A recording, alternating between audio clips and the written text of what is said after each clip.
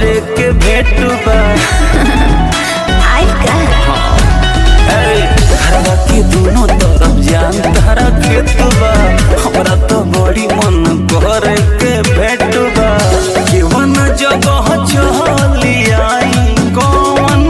जगह खास बा सुनो ना बोला अरे आगे वाला में तो घास बा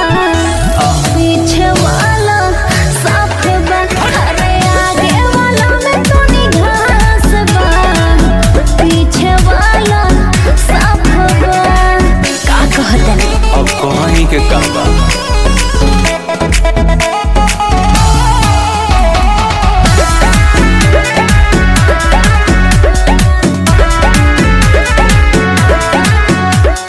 लवर हमार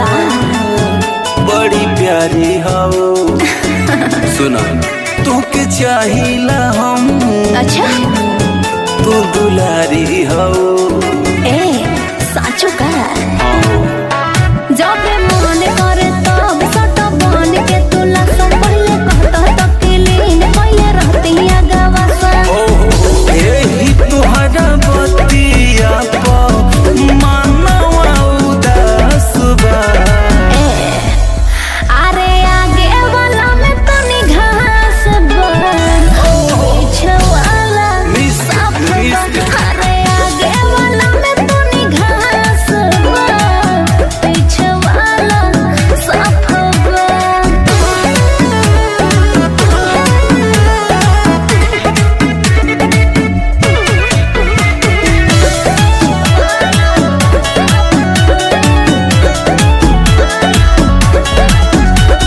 बहलावतारू नाजी फुसलावतारू बे जीवन बावे जरूरत वो छुपावतारू हाँ सब